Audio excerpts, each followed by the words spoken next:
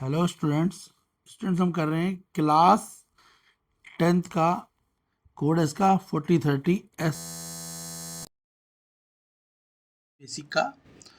तो हम जल्दी से इसके क्वेश्चंस के सीधे आंसर डिस्कस करेंगे क्योंकि ऑलमोस्ट आपको सभी कुछ आता है। ये सेकंड बोर्ड प्रिपरेशन है 2026 जो आपका 15 मई को होना है। तो मैं सीधे आपके आंसर डिस्कस कर रहा हूँ और बाकी तो आपको आता ही होगा। फर्स्ट क्वेश्चन आपका प्रोबेबिलिटी का है। बोला a fair is thrown once the probability of getting an even number less than 3 is. तो जब हम इसे सॉल्व करेंगे तो इसकी प्रोबेबिलिटी आएगी ऑप्शन ए 1/6। इसका करेक्ट आंसर होगा ऑप्शन ए 1/6। नेक्स्ट है आपका एपी का अर्थमेटिक प्रोग्रेशन का नेक्स्ट टर्म निकालनी है। तो जब हम इसे कैलकुलेट कर रहे हैं तो कैलकुलेट करके हमारा आंसर आ रहा है ऑप्शन बी 4√5। आप 1 बाय 1 हर क्वेश्चन को कैलकुलेट करें ताकि आप अपने आंसर मैच कर पाएँ। क्वेश्चन थर्ड है आपका कोऑर्डिनेट ज्योमेट्री से। यहाँ पे दो कोऑर्डिनेट दे रखे हैं। Mid point of the line segment joining the point K0 and 7,3/2। आपको K की वैल्यू निकालनी है। मैं सॉल्व इसलिए नहीं कर रहा कि मुझे लगता है कि आपको आते होंगे, बाकी आपको मैं इसके सॉल्यूशन भी डिस्कस करके सॉल्यूशन भी दिखा दूंगा। तो क्वेश्चन थर्ड है, इसका आंसर है ऑप्शन ए -1। इसका आंसर होगा ऑप्शन ए -1। क्वेश्चन फोर्थ, इसमें दे रखी है एक फिगर जिसमें A B is a tangent to the circle with centre O. If angle B A O 42 degree then value of X. X की वैल्यू निकालनी है। तो जब हम कैलकुलेट करेंगे तो हमारी एक्स की वैल्यू आएगी ऑप्शन डी 132 डिग्री। आप 1 बाय 1 क्वेश्चन भी कर लें ताकि मैं आपको आंसर इसीलिए बता रहा हूँ। नेक्स्ट है fifth question, a degree measure of the angle of centre in semi circle. तो जब हम डिग्री मेज़र करते हैं तो सेमी सर्कल पे वो क्या होती है, सभी बच्चों को पता होगा, वो होती है 180 डिग्री। सेमी सर्कल पे जो डिग्री होती है तो क्या होती है 180, क्योंकि स्ट्रेट लाइन बनती है। Option D. Next question sixth है, के साइन 30 की वैल्यू दे रखी है √2 साइन 40 tan 45। देन वैल्यू निकालनी है अपने के की। कैलकुलेट करा हमने तो हमारी के की वैल्यू निकलेगी ऑप्शन डी 2 निकल जाएगा। नेक्स्ट क्वेश्चन है आपका जिसमें आपसे ये फॉर्मूला दे रखा है और बोला है इस हिसाब से क्या है। तो आपको पता ही है ये फॉर्मूला किसका है। जनरली ये फॉर्मूला मॉड का है। तो इसका आंसर होगा option C mode of the group data. ये मोड का फॉर्मूला है। फॉर्मूला देखते ही पता लग रहा है कि ये मोड का फॉर्मूला है। क्लियर हो गया। नेक्स्ट क्वेश्चन 8 है। क्वेश्चन 8 में दे रखा है अल्फ़ा बीटा 0 है। पॉलिनोमियल है आपका x² + 3x + 2। आपको वैल्यू निकालनी है 1/α + 1/β की। तो आप पहले से सॉल्व करेंगे फिर वैल्यूज़ पुट कर देंगे तो आपका आंसर जो निकल के आएगा वो -3/2। ऑप्शन ए करेक्ट आंसर होगा। क्वेश्चन 8 का ऑप्शन ए करेक्ट आंसर होगा। तो आप कैलकुलेट करके आंसर भी मैच करें। ठीक है, ये सेकंड बोर्ड प्रिपरेशन है क्लास 10th की जो आपका 15 मई 2026 को एग्ज़ाम होना है उसके लिए करा रहे हैं। Question 9th, if the quadratic equation दे रखी है x² + x + c = 0 has real and equal roots then. तो अगर उसके रियल और इक्वल रूट होंगे तो आपसे पूछा हुआ है, ठीक है, तब क्या कंडीशन लगेगी। तो ये तो सभी को पता है कि कंडीशन क्या लगेगी। तब कंडीशन लगेगी a = 4c। Option a condition ये लग जाएगी। क्लियर है। नेक्स्ट है which of the following is incorrect statement. तो यहाँ पे 4 स्टेटमेंट्स हैं और बोला है कौन सी स्टेटमेंट इनकरेक्ट है। तो इसकी इनकरेक्ट वैसे तो आप सारी स्टेटमेंट पढ़ के देख लें, पर आपके टाइम को बचाने के लिए मैं डायरेक्ट आपसे आंसर डिस्कस कर रहा हूँ। तो ऑप्शन डी इसका करेक्ट आंसर होगा 2 polynomial are similar if only their corresponding sides are proportion. Clear है।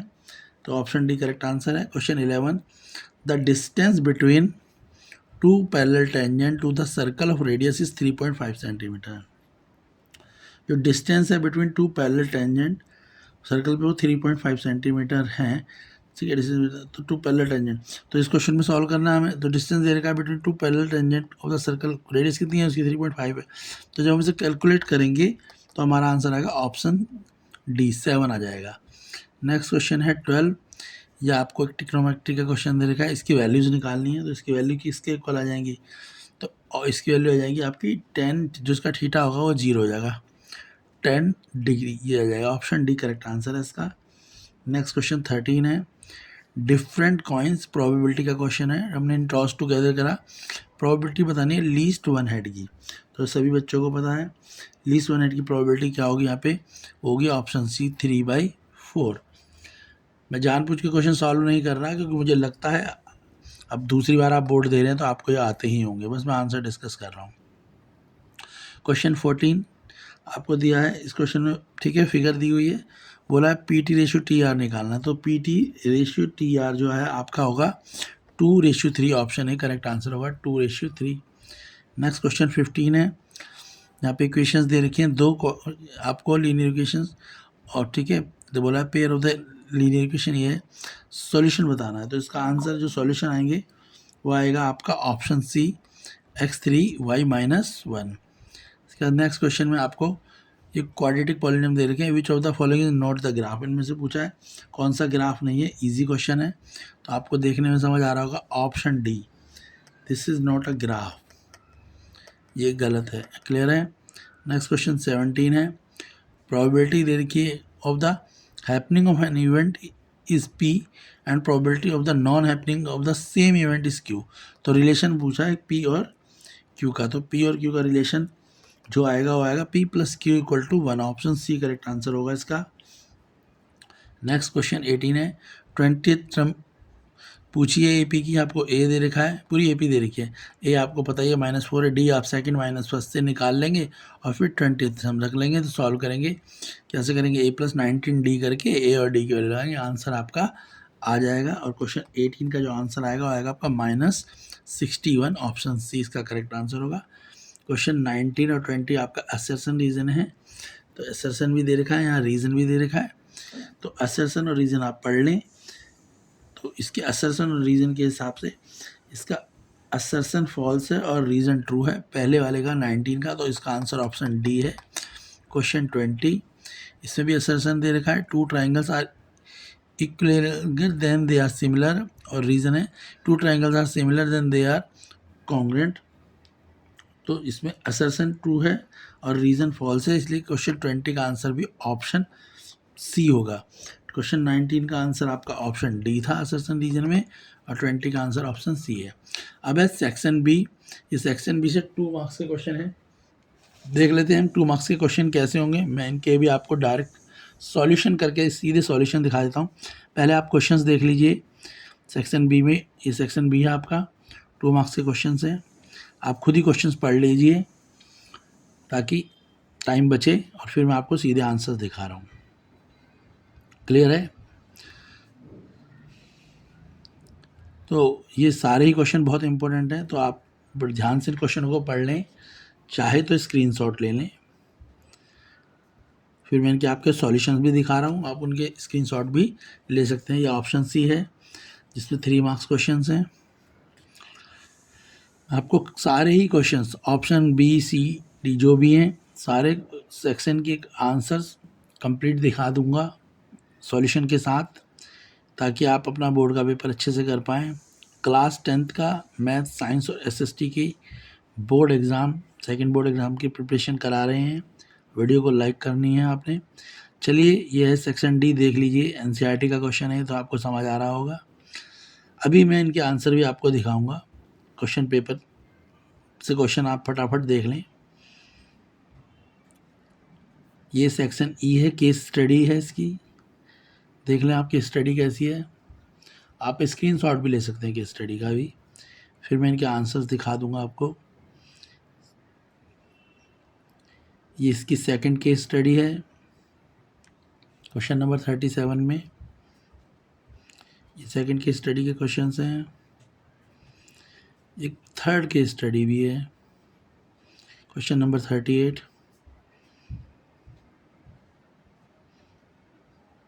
चलिए अब हम इसके आंसर देख लेते हैं, सभी क्वेश्चनों के आंसर हम फटाफट से देख लेते हैं। सेक्शन बी क्वेश्चन 21 से तो देख लीजिए कि किस तरीके से आपको क्वेश्चनों को जो पूछा है उनके सॉल्यूशन देखो। डिस्टेंस फार्मूला लगाया है, P और Q 2 कोऑर्डिनेट थे, उनके P के जो कोऑर्डिनेट है 1 2 है, Q के -2 1 है, और फिर डिस्टेंस फार्मूला लगा के क्वेश्चन को सॉल्व करा।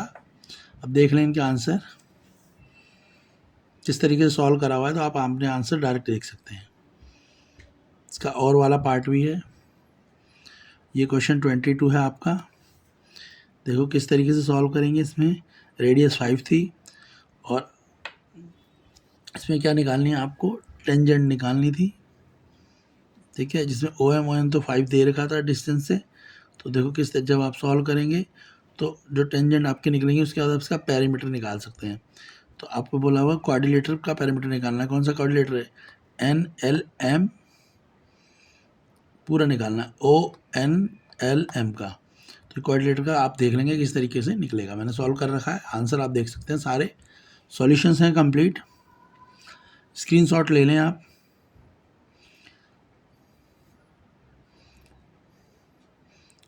क्वेश्चन 24, 3 cot A = 4 है, तो किस तरीके से निकालेंगे आप। कॉस स्क्वायर है, साइन स्क्वायर है, आप समझ आ गया होगा। क्वेश्चन 25, जीरोज निकालने हैं पॉलिनोमियल के, तो देखो कैसे निकाली हुई हैं।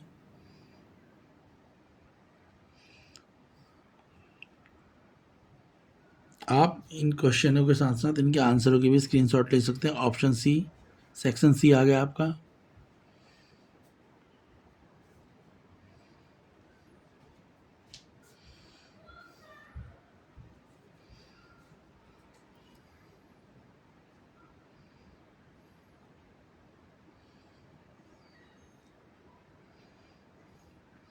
सॉल्व इसलिए नहीं करा रहे हैं क्योंकि हमने सॉल्व यहाँ पे सॉल्यूशन है।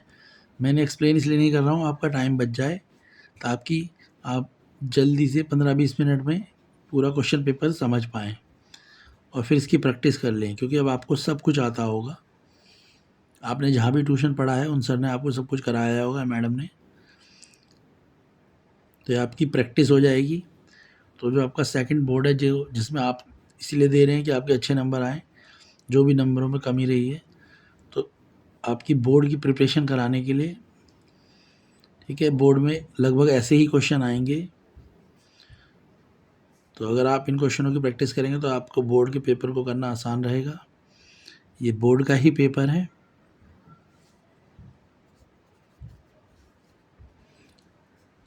सेक्शन डी देख लें।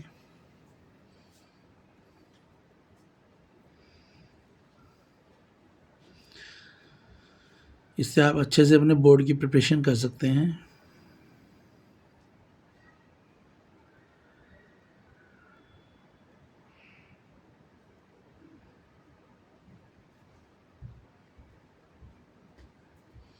स्क्रीनशॉट ले लें।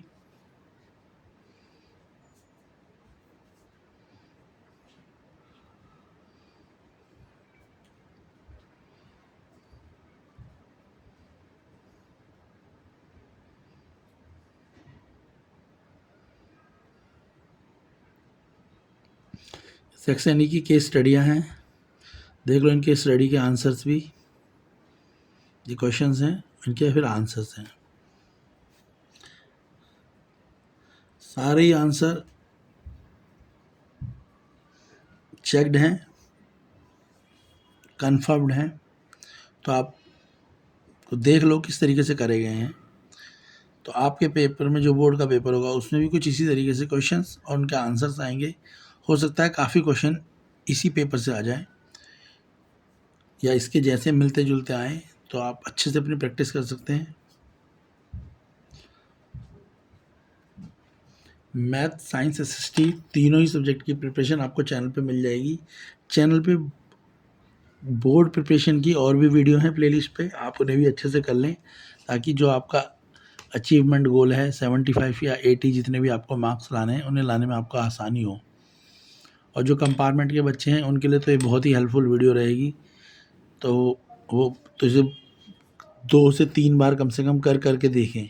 वीडियो देखें ही नहीं, उसे सॉल्व भी करें, ताकि वो अपना साल बचा सकें। क्लियर है।